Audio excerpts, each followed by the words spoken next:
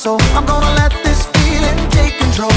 Joy down in my soul to stay, and nothing's gonna take it away. Joy down in my soul. I'm gonna let this feeling take control.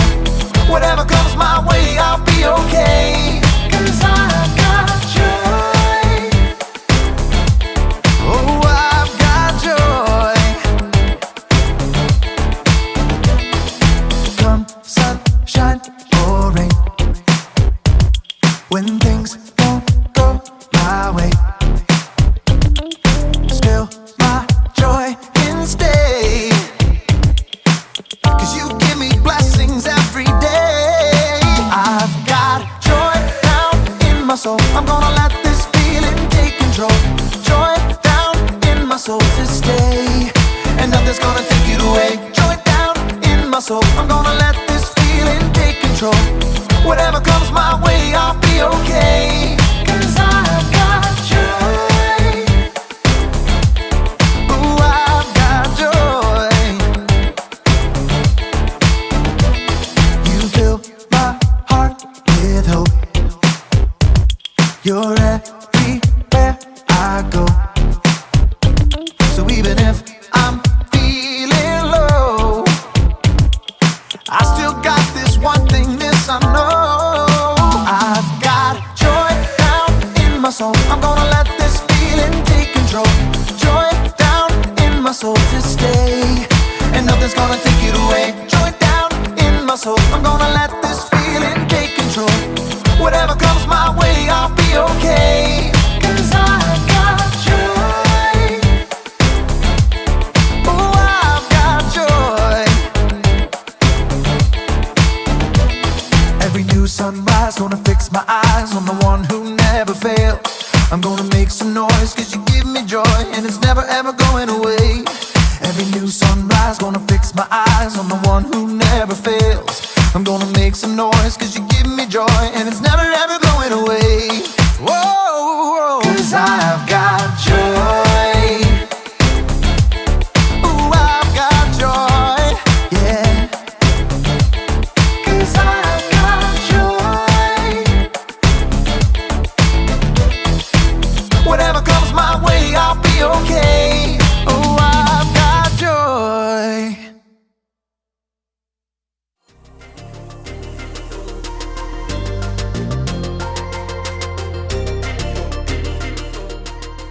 Hey everyone, I'm Graham, and I'm here to give you a little bit of confidence. Confidence is learning to see yourself the way God sees you. When you're confident, you don't just sit around waiting for something to happen. No, when there's a game to be played, you get off the bench and play. When there's a challenge to be met, you face it head on. When there's music to be played, you get in the mix, grab an instrument, and make some noise.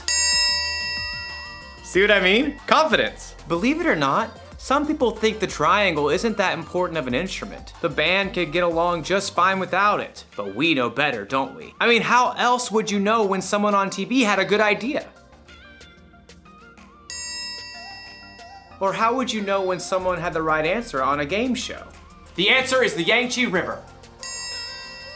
And of course, who can forget the dinner bell? Come and get it! Sometimes something that doesn't seem important can make a big difference. And in today's story, we'll see how God used someone who didn't think he was important. And that someone's name was Gideon? Right, Gideon. See you in a bit. The Bible. It's 66 books of history, stories, letters, and poetry that fit together to form God's one big story. The epic adventure of how He created us and loves us so much that He made a way to rescue us.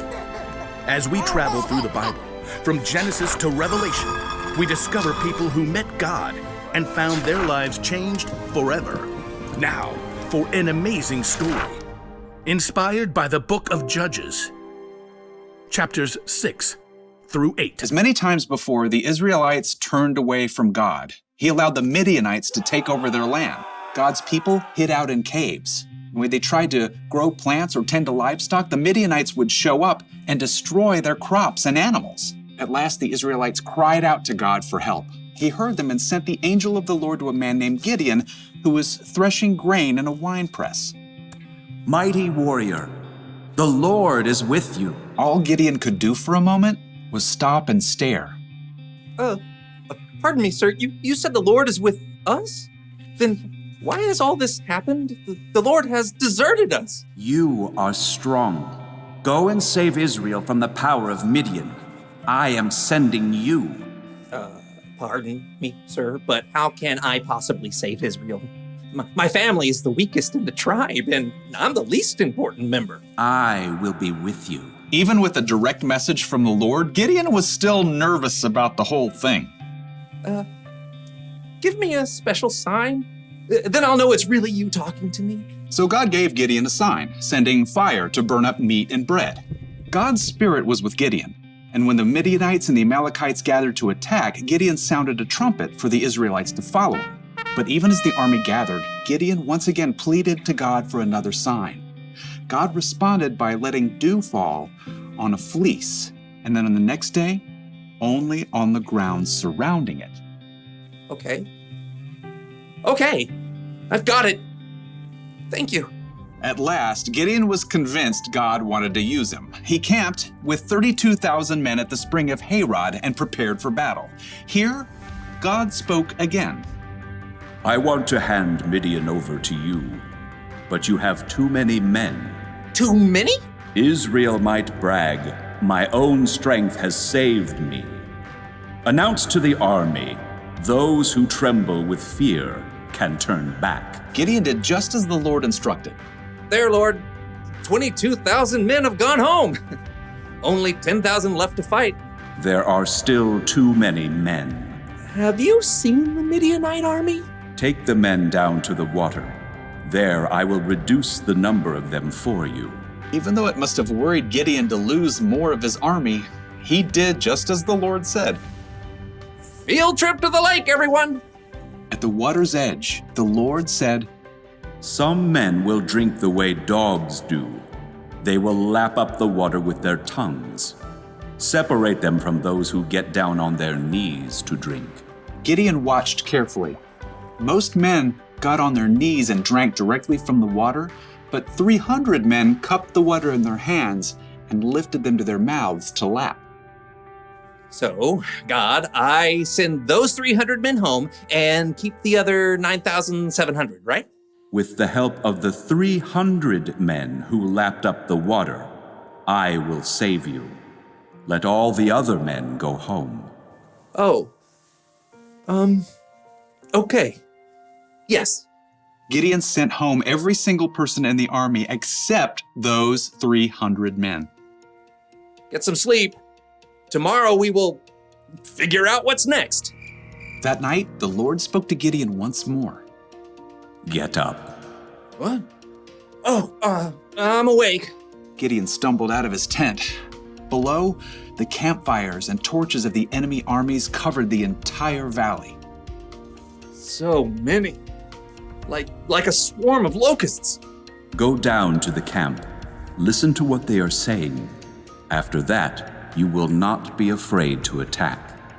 Wondering if he might be dreaming, Gideon snuck down the mountain to hover in the shadows at the edge of the camp. He could hear voices from a nearby tent. I had a dream.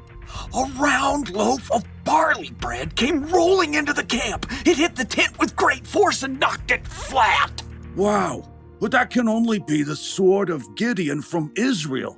God has given him the whole camp. Gideon listened in shock. Wow, God. Thank you. At once, Gideon scrambled back up the hill to the Israelite camp. Get up! Get up! The Lord has handed the Midianites over to you.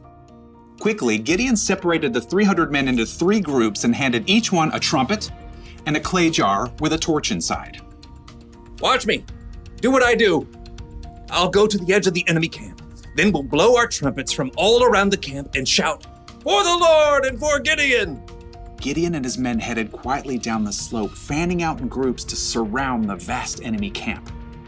Okay, get ready. As soon as Gideon sounded his trumpet, he smashed his jar so the torch shone brightly. The other 300 men did the same. For the Lord! A sword for the The Israelites held their ground, but their enemies panicked, confused by the trumpets and bright lights that pierced the dark night. They're coming from everywhere! The enemy armies were so confused, they began to fight each other, and then they fled in fear. After the men! Gideon and the Israelites chased their enemies all the way to the Jordan River and beyond until all the enemy armies were destroyed. The Israelites begged Gideon to rule over them.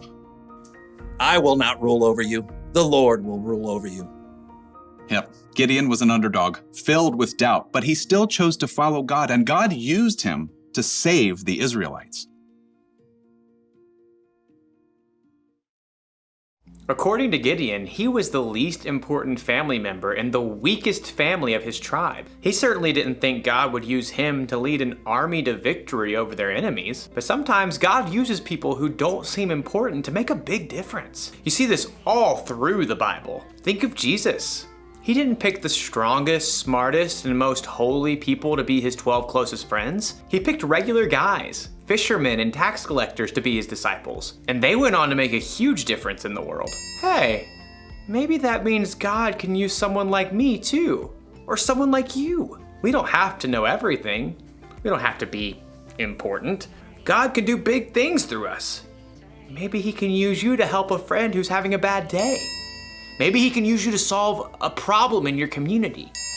Or you might invent something that's never existed before. You might not think you're that important, and you might not think you're ready to make any kind of big difference. But the truth is, God thinks you're important, and he's totally ready to use you for something amazing. That's the one thing to remember today.